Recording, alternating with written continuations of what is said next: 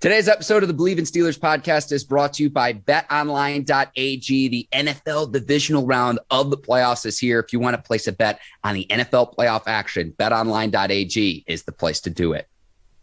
365, 24/7, regardless on what sport it is. Make sure y'all go to betonline.ag. 4 great matchups this weekend in the NFL playoffs, Ike. We're going to break it all down on today's episode of the Bleav in Steelers podcast. But before you tune in and listen, head to betonline.ag. Check out the new updated desktop and mobile website to sign up today and receive your 50% welcome bonus on your first deposit. Just use our promo code Bleav. That's BLEAV to get started. Bet online, where the game starts. All right, cue the music. It's time to start the show.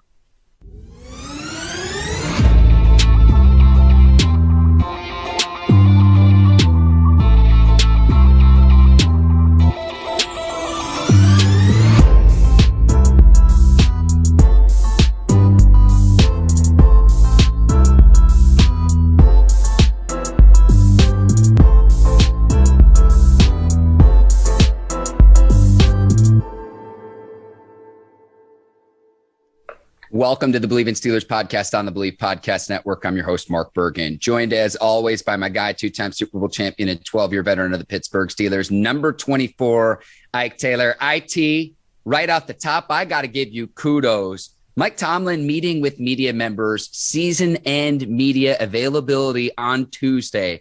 And if you watched our Monday show, I'm not even joking with you, Ike. It was like verbatim what you said was going to happen for an off season for the Pittsburgh Steelers, a team that's going to undergo major changes. It's going to be a new era of Steelers football in 2022. I got to give you kudos right off the top, though, because it was almost verbatim what Coach Mike Tomlin said on Tuesday and what you had predicted on our show on Monday. Mark, all they got to do is watch our show. You know, I don't think I know everything. I think I know a little bit. Poquito, if you talk Espanol about football. So I think I know a little bit about football and the Pittsburgh Steelers and how they go about their business. So make sure y'all tune in and make sure y'all give us 5 stars as well. Well, what this leads me to believe, Ike, is that you still have your sources from spending 12 years in the Pittsburgh Steelers organization. I have my hunch on who you speak with.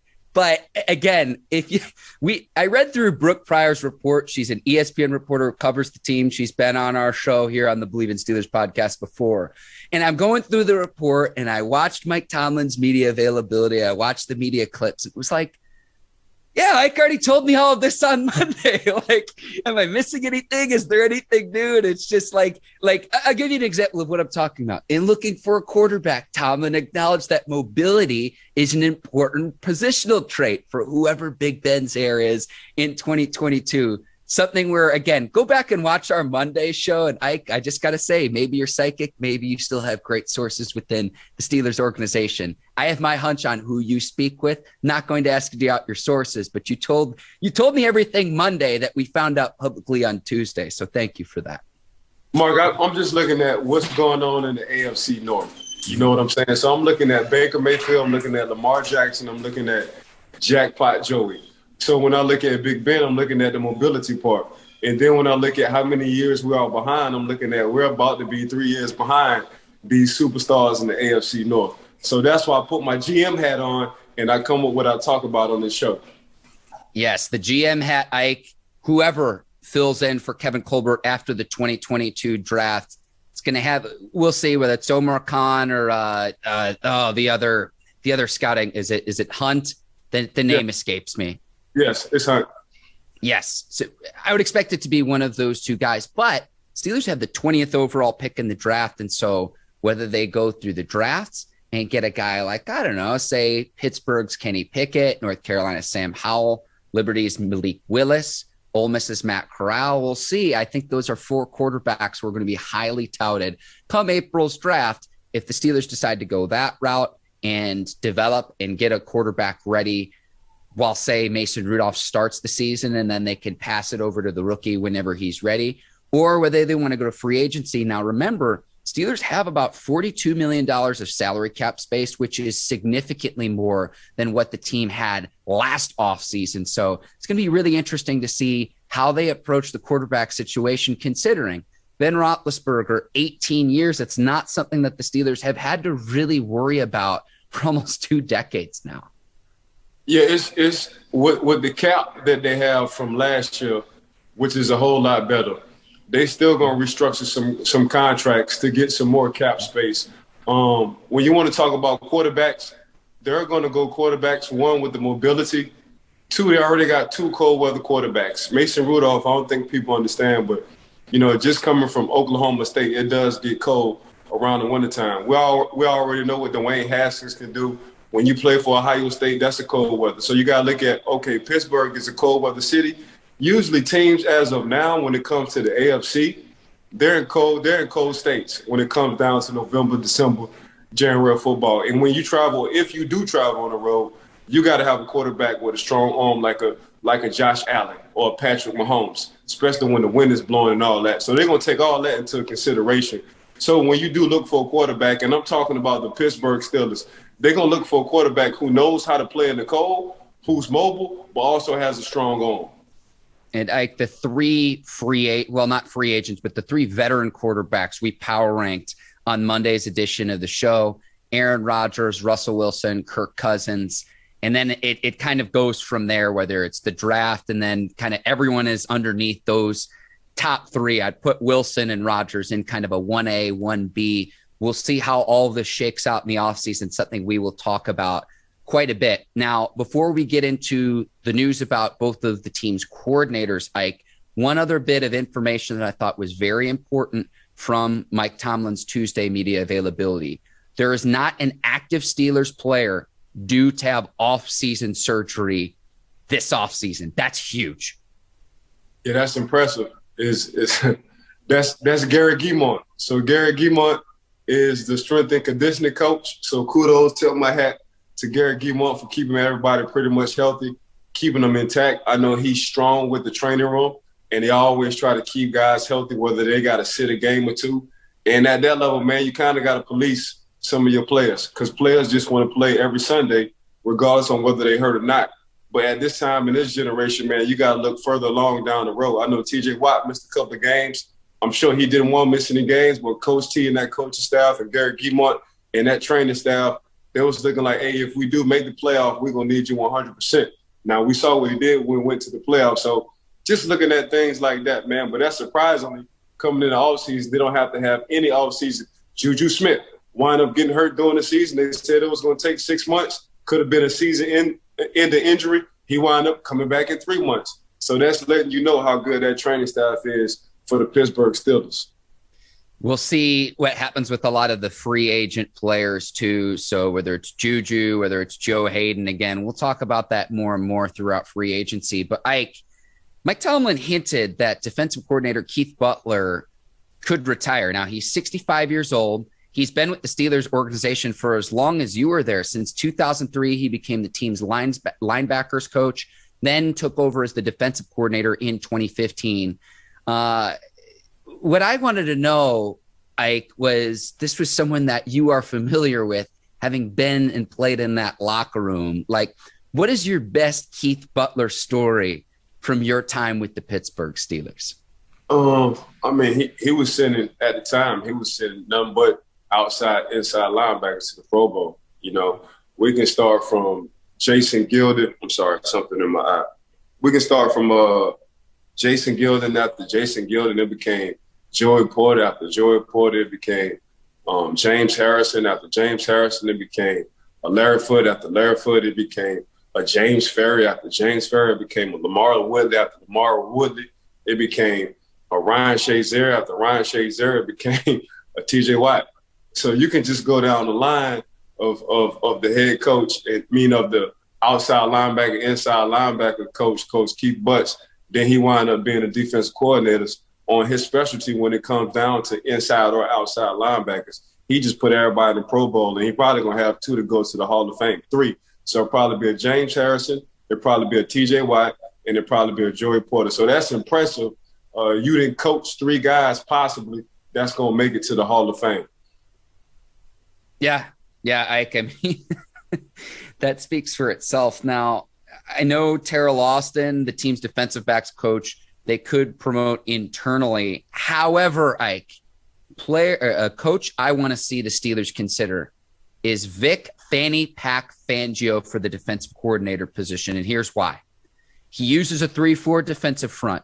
And I know things didn't pan out in Denver with Fangio as a head coach. However, he was a very well-respected defensive coordinator when he was in Chicago. That 2018 Chicago Bears defense was the best in the NFL. And then when he was in San Francisco from 2011 to 2014, they made the playoffs 3 years in a row and made a Super Bowl appearance. So you talk about, okay, he might not be cut out to be a head coach, and the Broncos have had quarterback struggles really since Peyton Manning left town. But as a defensive coordinator and his defensive knowledge as a defensive coach, I know the Steelers love promoting from within, and this is no knock on Terrell Austin, who is very well respected amongst the Steelers DBs. But I would like to see them at least consider Vic Fangio for what he brings to the table, because when he's operating at full capacity, he's a very, very good defensive coordinator in this league. Mark, I think you just hit it on the head, and here's why. When you name the San Francisco 49ers, that's a 4-3 front. When you name the Chicago Bears, that's a 4-3 front. When you let a Von Miller go and get some trades for Von Miller, that's a 4-3 front. And then when Von Miller leaves, you go to a 3-4 front. So basically what I'm saying is, regardless of my personnel, I can adjust to whatever I need to as a defensive coordinator, instead of coming in and be like, this is my defense, this is exactly what we're going to do. So, yeah, I agree with you 100%.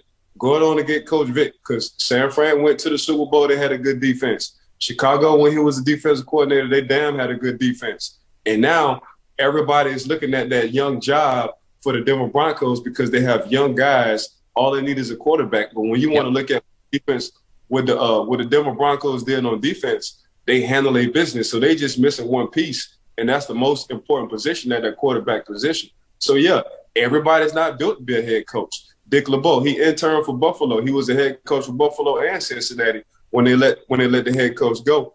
Dick LeBeau, regardless of his Hall of Fame status, he wasn't built to be a head coach. He was built to always be a defensive coordinator. The same thing with Fanny Pack Vic. Fanny Pack Vic, he's going to be the same reason. Yeah, he tried head coaching. He's probably best suited to be a defensive coordinator. And I think you hit it on the head when we should, and I mean the Pittsburgh Steelers, need to get Fanny Pack Vic. Fanny Pack Fangio, I'm telling you right now, Ike, whoever ends up hiring him as a defensive coordinator, if he even wants to coach, he might want to sit out a year. We'll see, because he is a little bit older. I'm working to get his age right now. He is 63 years old, so he might want to take a year to recoup because he's been in Denver for several years. But the defense wasn't the problem. It was we can't find a quarterback to get into the game to win us football games. Like, from what he brings to the table defensively, especially in the AFC West division where you got to go up against Mahomes and Herbert twice a year each. To me, the writing's on the wall right there. Whoever hires Vic Fangio, I'm telling you right now, will have a much, much better defense in the 2022 season. Mark my words. Yeah, if Coach Keith Butler go, that would be the perfect for Pittsburgh Steelers to get Fanny Pack Vic. Yes, and that's we'll see how that shakes out again. Mike Tomlin hinted at it, that was going to be the case, so we'll see. Now, on the other side of the ball, another takeaway I had from Mike Tomlin's media availability on Tuesday, it appears that Matt Canada will remain as the Steelers offensive coordinator in 2022. And I know a lot of fans are frustrated about this, but I think it goes back to exactly what you were saying is let's see what he can do with some fresh legs at the quarterback position. And I was looking at the Steelers roster overall on the offensive side of the ball. Pittsburgh starts 4 rookies this past season. Pat Freiermuth, Najee Harris, Dan Moore Jr., Kendrick Green on the offensive line. Kevin Dotson's a second-year player. Chase Claypool is a second-year player. I mean, heck, Juju Smith-Schuster is like your veteran receiver. He's only 25 years old. Deontay Johnson's still on his rookie deal. It's a lot of youth on this side of the football for the Steelers. So Steelers fans might not be happy that Matt Canada appears to be sticking around in the 2022 season. Let's give him the benefit of the doubt and see if he can make changes, because the offense did regress compared to the 2020 season when Randy Fichtner was the offensive coordinator. If you look at the numbers, Ike, which I'll get into, but Steelers averaging 4.8 yards per play in 2021, down from 5.2 in 2020, when the team struggled. Now, I think part of the reason for that is, remember, in the 2020 season, Steelers started out 11-0. They were absolutely rolling on the front half of the season. So I think that some of those stats in 2020 might be a bit inflated, considering the Steelers were on an 11-game winning streak before they finally lost in the 2020 season. But that's just kind of my thoughts about all of this. I'm willing to give him the benefit of the doubt. Year 2, though, it's a prove-it year. It's a prove-it year, and you've got to show improvements statistically, what this offense can do. 44 yards in the first half of a playoff game is not acceptable. Year 2 is a prove-it year, but I'm willing to give him the benefit of the doubt, which I think says more than what most Steelers fans are feeling right now, Ike. I mean, Coach Canada, all he asked for is a mobile Joe Burrow, a mobile Baker Mayfield, a mobile Lamar Woodley. That's all he asking for, because that's the generation. If you just look at who's in the playoffs, other than the Tom Brady, and Tom Brady ran for his longest, rushing yards in one of them games earlier this year. You need a mobile quarterback, because now these defensive ends and these linebackers, they're not big like they once was. They're not sitting at 260, 270. These guys are 225, 240 max. But they ready. They got their hand in the ground and their head on fire. They ready to get to the quarterback. And the same way with offensive linemen. Offensive linemen, they're not as big as they once was, because you got to be able to move, especially with them guys coming off the edges. So, yeah, that's what I was saying last week. Like Coach Canada, he said, man, give me somebody mobile. Like, I get it. Ben will be in the Hall of Fame.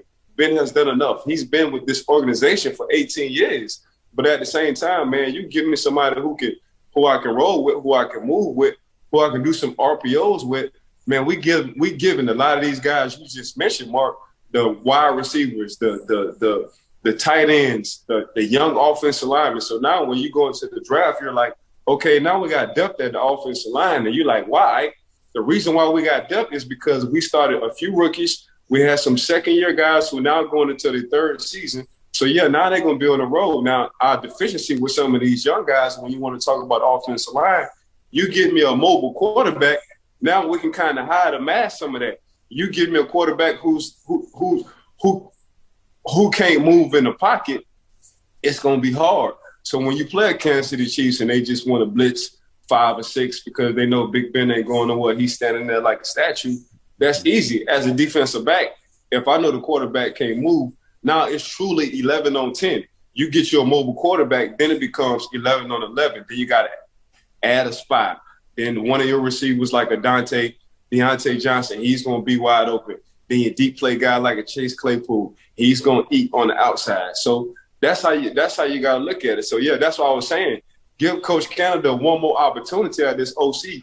Give him somebody with some mobility, and let's see what he can do there. But don't let the man go right now. I think it's unfair to him. Ike, you mentioned this on our Monday show. You mentioned how with Big Ben as a traditional pocket passer and doesn't have the mobility he used to, from an offensive standpoint, you're playing 10 on 11. And in the modern NFL, it's got to be 11 on 11. You at least have to account for the quarterback. I'm not saying QB's got to be Lamar Jackson, but to be able to move around, extend plays, pick up first downs when it's there. Ben at this phase in his career, and it's no knock on him because he's headed to Canton in the Hall of Fame, but he just can't do that at this point in his career. And it looks like to me, any Steelers fans, should we bring Big Ben back for 2022? That's an automatic non-starter for me. It's an automatic non-starter for me, Ike. If you look at Big Ben was ahead of his time. When we played, Peyton Manning sat in the pocket. Tom Brady sat in the pocket. Even the young Tom Brady, he sat in the pocket. But Drew Brees, he can be mobile, but he sat in the pocket. Big Ben, he extended plays. You know what I'm saying? And that's exactly what he did. So for me, now that we sitting here, we talking about it, 7 was ahead of his time at the time. Then everything caught up with him. Then everything went and kind of reversed. So 7 became a pocket quarterback. Now this generation, you need a mobile quarterback. And that's what it ends with the Pittsburgh Steelers. Yeah, and again, this is no knock on Big Ben, but it's just a result of playing 18 years in the league, Father Time's undefeated. Now, I go to the stats offensively, Ike. The Steelers' stats from 2020 to 2021 were all down, with the exception that the Steelers averaged 9 more yards per game rushing the ball, and they did not finish last in the league in rushing. But points per game were down, yards per game were down, passing yards per game were down. The only one that improved overall in those 4 categories was rushing the ball. And so, again, I'm looking at these year-to-year numbers. I'm looking at a 16-game sample size, and this year a 17-game sample size. It's not just one game. Look at, the broad picture. Look at the forest between the trees. And that's why, look, you've got to get Matt Canada the benefit of the doubt, because it looks like he's going to be the OC in 2022. But again, I go back to 2022 for me with Matt Canada is going to be a prove-it year. We'll see what happens, Ike. Now, speaking of other news around the NFL, there are 4 NFL GM vacancies, Ike. And so like we did with the coaching carousel last week, we're going to talk about what the most appealing position will be. So the 4 vacancies are the Raiders, the Vikings, the Giants, and the Bears. Of those 4, Ike, I know that you're very high on Chicago and Justin Fields, but of those 4, Raiders, Vikings, Bears, and Giants, which is most appealing in your eyes? I'm still sticking with the Bears. I'm still looking at Justin Fields. I'm still looking at all they need is a tight end. They got the receivers. They got a running back. They need a defense who can stay healthy. And all you need now is a tight end, basically a tight end. They need a tight end. They probably need to get a D tackle for the Bears. But other than that, give the man another receiver that he can groom and grow up with. Give him a tight end that he can groom and grow up with, and get you a D tackle who can solidify that defense sitting in the middle. So that's exactly I'm still rocking with Justin Fields, because I listened to what the players say about this young man, and they was talking nothing but sweet news when he came in training camp. And it's hard for a veteran. It's hard for a veteran to like a young guy, because you feel like, man, this guy either coming in cocky or he needs to earn his stripes. The fact that he had offensive linemen, the fact that he had defensive linemen saying this guy is the one, they're already seeing what we can't see because they see him every day. So that's why I'm sticking with Justin Fields and the Chicago Bears, because they're only missing a few pieces to get to where they need to get to, and that's at least the playoffs. Defensive tackle will definitely be an area of need for the Bears, considering Akeem Hicks is due to become an unrestricted free agent, Ike. And the parallel I would make for Steelers fans is Akeem Hicks is to the Bears defense what Cameron Hayward is to the Pittsburgh Steelers defense, that force in the middle of the field where the defense really, really starts. So whether Chicago brings him back, 32 years old, we'll see. Or if they don't, you've got to figure out a way to fill that void, because he's been very stout when he's been on the field for Chicago. Struggle a little bit with injuries. Now, Allen Robinson, the receiver, also due to become an unrestricted free agent. But if you let him walk, like you said, Ike, maybe you can draft a young receiver or get someone on the cheap to develop with Fields, who's a little bit younger. Allen Robinson, a very well-established Pro Bowl veteran receiver for the Bears. But the Bears also have $40 million in salary cap space this offseason. So they have the financial flexibility to do what they need to do to make upgrades there. Head coaching vacancy as well. So we'll see what happens in Chicago. Talk about a team undergoing a lot of changes. My pick, Ike, here. Go ahead, Ike. Hop in. Don't be surprised if Chicago get one of the Georgia Bulldogs D tackles. It's January 19th, 2022. I'm going to go on and call it early. Don't be surprised if they pick one of them 2 big boys from the Georgia Bulldogs. They'll win it. The national championships. It fits perfect what they want to do, regardless of whether they want to go a 3-4 scheme or a 4-3 scheme. Them 2 guys can play either or, a 3-4 or 4-3. Watch what I tell you. Jordan Davis is the player you're talking about for the Bulldogs. And then, oh man, it was like a who's who of like, this guy's a first-round draft pick. This guy's going to be a first-round draft pick. This guy's going to be a first-round draft pick for that Georgia defense. You talk about like heat-seeking missiles and flying to the football. Like I'm fired up now, man. Like this is great. Clairvoyant Ike Taylor. No, check that. Psychic Ike Taylor, January 19th. We're recording this January 19th right now. So I'm not even going to say if this happens. When this happens come April, I'm coming back to this clip and linking to it. Just be like, further proof that Ike Taylor is a psychic. I appreciate you. Ike, in terms of the vacancies, I'm going to go with away from the Bears. I'm going to go to another team in the NFC North Division. Give me the Minnesota Vikings, and here's why. You got 3 great weapons, Adam Thielen, Justin Jefferson, Dalvin Cook, all under contract for several more years, all younger in their career. Aaron Rodgers, across the division, 38 years old. Is he on his way out? Is he still disgruntled for the Green Bay Packers? We'll talk about that here in a second when we preview their playoff matchup. And Kirk Cousins is only under contract for 1 more season. So if you can bring in the right quarterback to Minnesota with all of the weapons that they have, a new head coach as well, Mike Zimmer's gone. I like that Vikings job considering the talent that you have on the offensive side of the football and what you can do if you bring in the right quarterback. It could be a marriage made in heaven for the Minnesota Vikings. I take the Minnesota Vikings as most intriguing of all the GMs, Ike, the GM vacancies. Nah, I mean, I get what you're saying, but yeah, they do got to get a quarterback. And easier said than done. I'll be the first to admit that. I would consider, and I know the Baltimore Ravens still have Huntley rights, but I would consider Huntley. And if I'm the Minnesota Vikings, I would love to get a trade for Huntley because now you have a motor quarterback.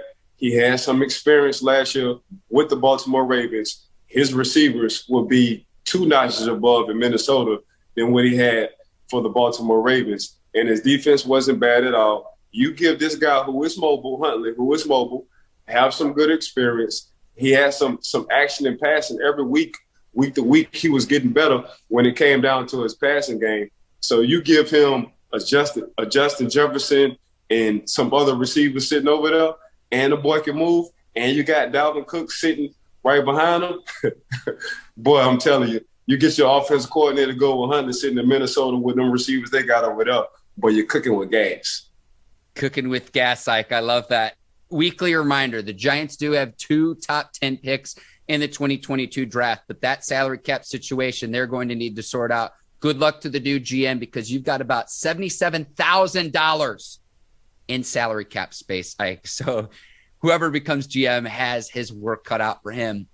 Let's go to the divisional round matchups, Ike, and we'll start with the first Saturday game. Bengals, Titans, Jackpot Joe, Ryan Tannehill, and our guy, Derrick Henry, is due back for the Tennessee Titans. He looks good, too, in the practice footage that I've seen. You know what? The craziest stat I found, though, Derrick Henry still finished 9th in the NFL in total rushing, and he only played in 8 games this season. The Titans get back their star running back. He's absolutely incredible. Yeah, I don't think they need to rush him back just to play, though. You know, they already got formed a little young stud at the running back position as well. You can just kind of give Derrick Henry, put him on the pitch count. So say, just get him a little feel, see how he feels totally. I wouldn't go all out right now if I'm the Tennessee Titans with Derrick Henry, even though I know he's been practicing for a couple of weeks and they say he's been looking good. Right now, between practice and actually game time, man, I wouldn't want to do that to him. But then again, you look at Cam Akers and company and see what the LA Rams has been doing. Him coming from an Achilles to come back during the season and see how he ran a couple of days ago in the playoff game. But I get it. But that's what I would do if I was a head coach. I would put Derrick Henry under a pitch count because I know number 7 Foreman has been running the ball as well. But I'm not going to bet against Jackpot Joe. That's something I'm not going to do. And this one thing we really haven't been talking about. We haven't been talking about the Cincinnati Bengals defense. When it's time for them to lock up and shut some stuff down, that's exactly what they do. It's hard to beat and keep a Patrick Mahomes and company from blowing up and running up the scoreboard. That's exactly what they did when it needed to stop. When it needed to stop, they got to stop for the Cincinnati Bengals. But just the relationship between Jackpot Joey and Jamar Chase and the T. Higgins and the Tyler Boyd and the offensive line and Joe Mixon, man, right now at this point in time, they're my underdogs, the Cincinnati Bengals, all because of Jackpot Joey.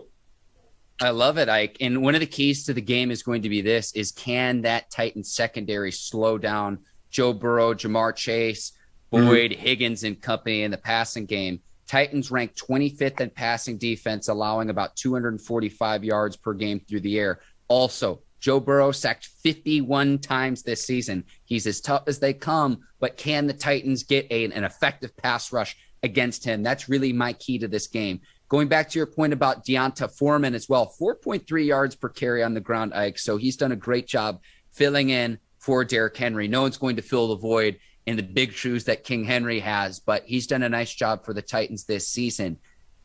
I'm going with the Titans, Ike, and here's why. Titans under Mike Vrabel in 4 years as a head coach in Tennessee, they've not only gone 4-0 off a bye, they've won those 4 games by more than 20 points per game. And I think that the Titans are getting healthy at the right time. Even with Derrick Henry on a limited pitch count, Julio Jones is healthy. A.J. Brown is due to play. Henry only played 8 games this season. Jones played 9. Brown played 12. And the reason why I think Mike Vrabel deserves Coach of the Year is he's filled in despite those star players offensively not playing on the field all that much. And to piggyback off this as well, one last point. The Bengals have lost multiple players on the defensive front who make a difference. I'm talking about Larry Ogunjobi. I'm talking about Trey Hendrickson. Ogunjobi is definitely going to be out. Hendrickson, we'll see if he can clear concussion protocols. For all of those reasons, I am taking the Titans at home, coming off the bye as a 3.5-point favorite at home. I can't. And here's why. When it comes down to this playoff ball and you need a score, you're going to go with Ryan Tannehill or you can go with Jackpot Joey. I've seen all the opportunities Ryan Tannehill has had. I've seen opportunities when he's had a healthy Derrick Henry and when he had a few good receivers. Don't forget, Corey Davis is just as good as Julio Jones as his latter end. Julio Jones ain't Julio Jones anymore. A.J. Brown is A.J. Brown. He's a dog as well. So basically, you just swap Corey Davis for Julio Jones. That's the same body type. That's the same kind of receiver. So when it comes down to game time and clutch time, who you going to like? You going to like Ryan Tannehill or you going to like Jackpot Joey? I'm messing with Jackpot Joey all day because I seen with a healthy Tennessee Titans what Ryan Tannehill could do. And that was nothing. Now I'm looking at what Jackpot Joey can do, and I have more confidence going with Jackpot Joey than Ryan Tannehill at that quarterback position. Ike, I know you love your matchups, but I cannot believe what I'm hearing from you right now because last week I mentioned how I like the Chiefs to come out of the AFC, and you shook your head and you're like, nah, Titans have this as the 1 seed. And now you're picking the Bengals over the Titans on the road as underdogs. Unbelievable. I know you're big about your matchups though. So I'll give you that. Yeah, I'm just looking at the matchups, Mark. Unbelievable. I cannot believe it. Okay, we will go to the next matchup, 49ers and Packers. This is going to be at 8:15 Eastern on Saturday night. And Steelers fans, hear me out here. Courtney, turn the video machine on because this is going to be a breakout video. Pittsburgh Steelers fans, we are San Francisco 49ers fans this weekend. If the 49ers upset the Packers and Aaron Rodgers becomes disgruntled with Green Bay and the front office and the struggles, and what I mean is the postseason struggles that Rodgers and the Packers have had for season after season after season after season. Remember, Rodgers' only Super Bowl title was against your beloved Pittsburgh Steelers, Ike.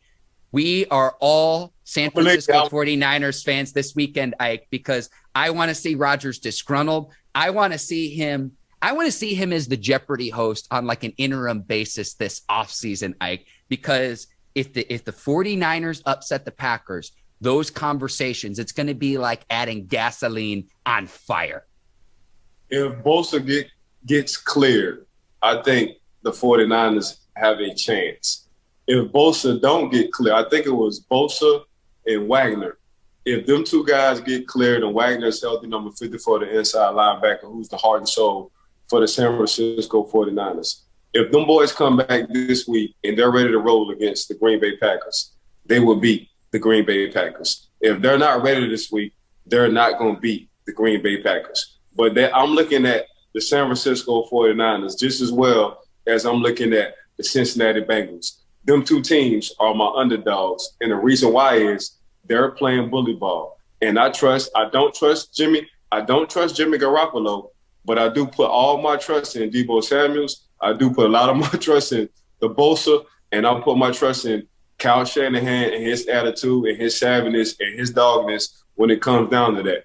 The Green Bay Packers is more of a finesse team, you know? So we're going to see when the referees, again, leave their whistles in their locker room and they say, man, don't look at me for no holding call. Don't look at me for no hit below the knees. Don't look at me for nothing. We left everything. We're going back to the old school. It's pitch up tackle. So y'all got to get it how y'all live. This is the grass jungle in the NFL. Get it how you live in the playoffs. We will see if the Green Bay Packers have that mentality or can match the physicality of the 49ers. Nick Bosa was one of 2 players absent from Tuesday's practice because of a concussion he suffered late in the second quarter of the 49ers wild card win, Ike. So we'll see what happens there. Only one of 2 players absent. The other player didn't participate was defensive lineman Jordan Willis, and that's because of an ankle injury, Ike. But again, this is the game from a Steelers standpoint I am watching the closest. Now, the Packers just barely beat the 49ers earlier this season. They won 30-28, and it took a 51-yard field goal from Mason Crosby to get the win. And I'm going to put this out into the world, Ike. Mason Crosby's been an incredible kicker for the Packers for years. He has struggled this season. He has missed more than he ever really has as a kicker. And so if it comes down to a late kick that he needs to make, I'm just floating it out there. I'm just floating it out there from what I've seen this season. And despite all of this, the Packers are still the number 1 seed. Now, another storyline I'm looking at is these 2 head coaches, Matt LaFleur and Kyle Shanahan. They spent some time together in Washington from 2010 to 2013 and then in Atlanta in 2015 and 2016. But they were a little bit salty earlier this season because I know the 49ers called about the availability of Rodgers. Both of them tried to downplay it, but the camera tells all. And after that game, the way that they shook hands at midfield, like that coaching rivalry, 2 guys who used to be very, very good friends, it was not a very genuine embrace after the game earlier this season. Something I've got my eye on come Saturday night. I cannot wait if you can't tell. I'm fired up. Whoever gets the first pick in this ball game will win this ball game. That's my prediction. One other thing, too, with this game, your guy Deebo Samuel, he's invented a new position. Not a wide receiver, not a running back. He is now a wide back. 8 rushing touchdowns during the regular season. And if you look at from week 10 and on, he's gotten more targets in every single game except 1 from handoffs compared to targets as a receiver. I love how the 49ers are utilizing Deebo Samuel. And I know that he coined the phrase wide back, but really, Cordarrelle Patterson with the Atlanta Falcons and Arthur Smith really started to do this. I don't know if they took a page from Arthur Smith for what they were doing with Cordarrelle Patterson for the first time in Patterson's career. And he's been to the Pro Bowl as a return man many times. It's the first time in Patterson's career he's had more than 1,000 yards from the line of scrimmage. And so I think the 49ers are utilizing Samuel in the same way. And they might have started a new position, a new trend in the NFL, the wide back position. I love it. Yeah. I mean, you just messed my head up with that one. I like that. I'm going to start saying that as well. So go ahead and let your boy borrow that right quick. One other thing, too, which I think will be in Green Bay's favor, the weather at Lambeau Field, Ike, on Sunday. It's going to be a high of 15 degrees by the time we get into, Saturday night. By the time we get into Saturday night, too, it's going to be awfully chilly there. So that home field advantage in the cold, you always mention playing in the cold, I think goes in Green Bay's favor. You mentioned that you'll pick the 49ers if they're fully healthy. I am going to pick the Packers to win this game, but again, I've got my fingers crossed. I'm putting all the good juju out there. Let's get a 49ers upset. Let's get a disgruntled Aaron Rodgers. Can get him out of the NFC North Division and bring him to Pittsburgh, Ike. I'm going to stick with the 49ers. Don't forget, it's cold in that Bay Area. It's a different kind of cold. Like I tell people who come from Pittsburgh, and they was like, what's the temperature down in Florida? I'm like, man, it's sitting about 43. They was like, oh, man, it's good. Till they actually get down here and they see that wind biting, they're like, oh, man, it is a different kind of cold. I said, man, I'm trying to tell y'all, it's a different kind of cold in that Bay Area. I've been to that Bay Area a few times. Even though the temperature might say 35 to 40 degrees, it's still just as cold as it is in Green Bay Packers sitting over there in Wisconsin. All right, Ike. We'll get to Sunday's matchups here in just a second. And we've got Rams and Bucks. So this is going to be at 3 o'clock Eastern time Sunday afternoon on NBC. Bucks are a 3-point favorite. Now, I know these two teams played all the way back in September, and the Rams took care of business at SoFi Stadium, a 34-24 game.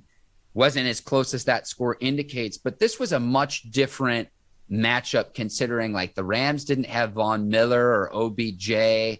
Also, the Bucks played without Jason Pierre-Paul, without Antonio Brown. That was the game Rob Gronkowski had to leave with a fractured rib injury. Jamel Dean also left with a knee injury in that game for the Buccaneers. So much, much different between now and when these two teams played in September. The key to me, Ike, is going back to injuries. The status for the Bucks offensive line. Tristan Wirfs, one of the tackles, the first Bucks lineman ever to earn All-Pro status, and then center Ryan Jensen as well. A pair of Pro Bowlers who both have ankle sprains that they suffered in the Buccaneers win in the wild card round over the Eagles. Right. That's kind of the looming question mark that I have ahead of this game between Rams and Bucks. Oh man, this is my tough one between the Rams and the Bucks, because the Rams can get after Tom Brady, and that's exactly what they did the first time. Then Aaron Donald said, he respects Tom Brady a lot, but it's time for a new era. So they're feeling real confident over there with the Rams. It's just what Matthew Stafford I'm going to get. I know what I'm going to get with Tom Brady. I know exactly who I'm going to get with Tom Brady. But I'm going to go against the grain on this one. I'm going to rock with the LA Rams. I'm going to go with the LA Rams on this one because I'm looking at their defense. I'm looking at Von. I'm looking at Aaron. I'm looking at their secondary. I'm looking at how much pressure they're going to put on the Tampa Bay Buccaneers. I'm just looking at the matchup-wise. And even though playoff Lenny will be back, Von was unbelievable last week, the running back against the Philadelphia Eagles. And all-time Brady needs some time. He don't need a big-name receiver at all. But on this one, man, I'm gonna go with the Rams. OBJ, he's gonna get more one-on-one matchups. Cooper Kupp and company, Cooper Kupp, he's doing his thing. Jefferson, he has been a highlight for the LA Rams. And I think now, Sean McVay, he gets it now, and he got exactly what he wants. This is just going to be on Matthew Stafford. You know what I'm saying? So that's what I'm going to do. That's what I'm going to roll with. Ike, could this be Tom Brady's last game? No. You think he's coming back in 2022 regardless? Yeah, 100%. I think next year will be his last year. I think he's saying, okay, I won it last year. I'm going to try to win it this year. If I don't win it this year, I'm going to give one more opportunity, then I'm going to hang it up. Okay. No, the reason I ask is he's 44 years old, which obviously everyone knows, but during the regular season, led the NFL in passing yards, had more than 5,300, led the league in touchdown passes as well with 43. I'm going to go with the Bucks, Ike, and maybe this is because I picked the Eagles to upset or at least to cover the 8.5-point spread in the wild card round, and I absolutely got burned.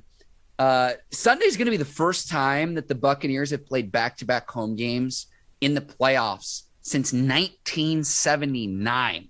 So it's been a long time since the Buccaneers have done that, hosted back-to-back home playoff games. I'm going to go with the Bucks. And again, I think that is also, and I'm going to put this out there, contingent upon watch the injury report with Tristan Wirfs and Ryan Jensen. If those two guys don't play, I think that's a definite advantage for the Los Angeles Rams, Ike. Yeah, I'm going to the LA Rams. Okay.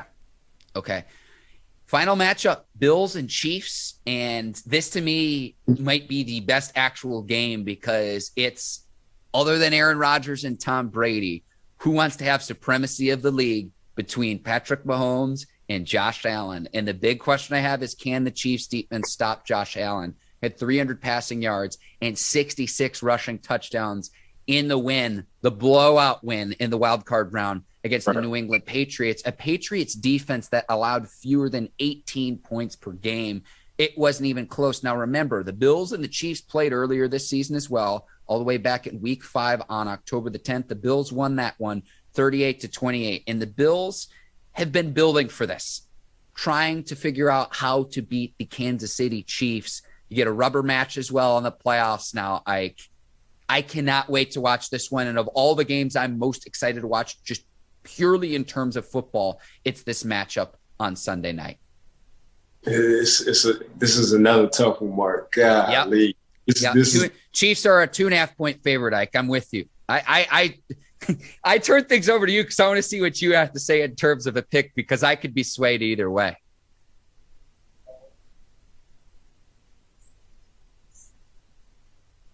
I'm going to go with the Buffalo. And here's why I'm going to Buffalo Bills. Sorry, go ahead, Ike. The reason why I'm going to go with the Buffalo Bills because they added a new dimension to the offense, and that's letting Josh Allen run the ball. So now it's truly 11 on 11. Let alone Gabe Davis, Cole Beasley, Emmanuel Sanders. Who's their star receiver? Stephon Diggs. Like they just got the juice. So they're really letting, and coach and the OC really telling Josh, hey, if you don't see nothing, run it. You're 6'5", you're 240, run the ball. Get out of bounds if you need to, slide if you need to. And if you feel like it's a point in time in the game where you think you got to run a DB over, run his ass over. and that's what I think that's going to get the Buffalo Bills, because that's what happened against the New England Patriots. Josh Allen got that team fired up by running the ball. And from that point on, it was just like a no-brainer. It's like, okay, yeah, Patrick Mahomes, he can move. He has weapons. He had Hardman. He got Cheetah. He got some studs over there. Travis Kelce, he got some studs. But he's not trying to run the DB over. He's trying to scramble to run to throw the football. Can he run? Yes.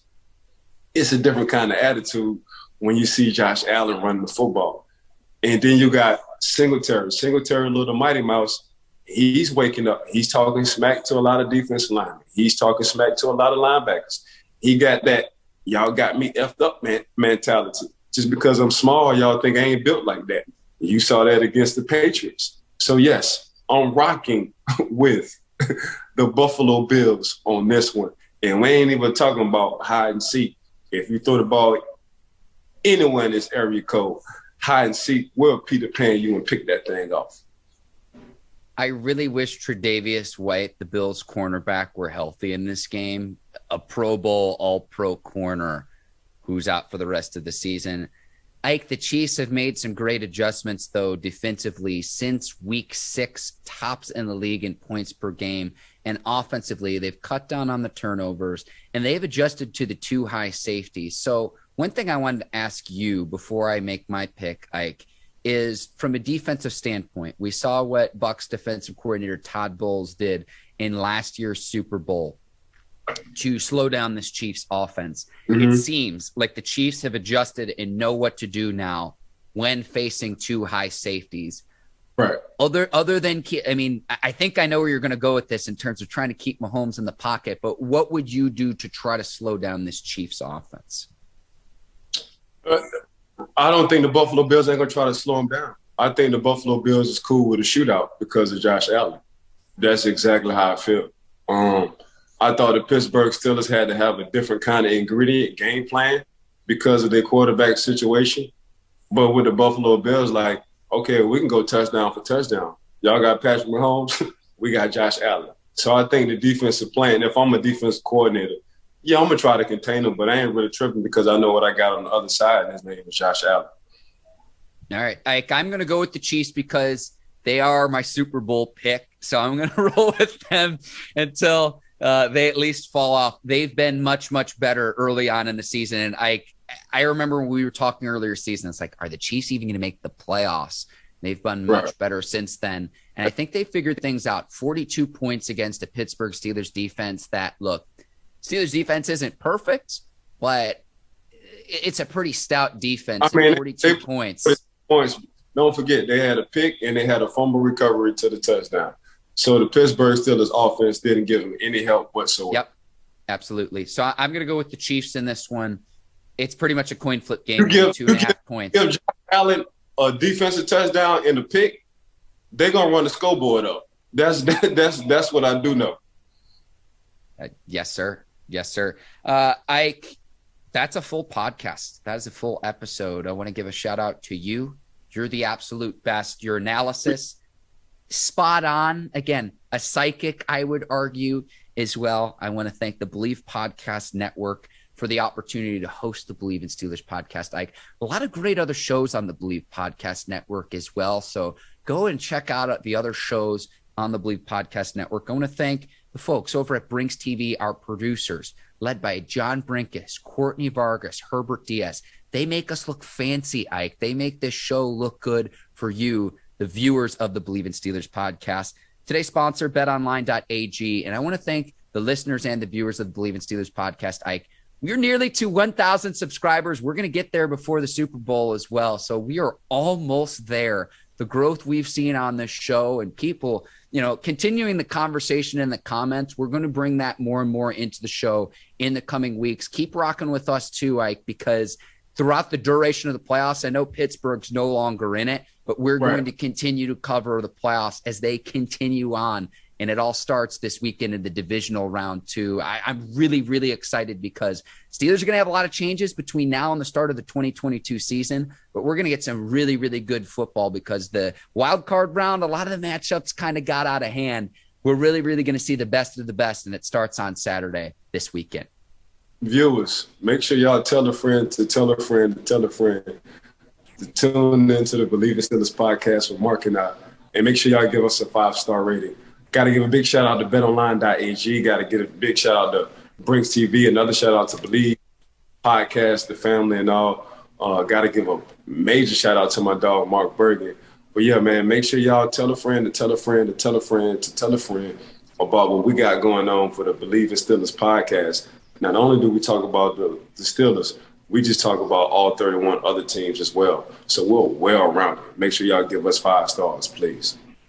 5-piece, as you like to say, Ike. Yes, sir. All right, Taylor. I'm Mark Bergin. Thank you for listening to the Bleav in Steelers podcast. We will see you on Monday to break down all the playoff action. Until then, take care and so long, everybody. Peace.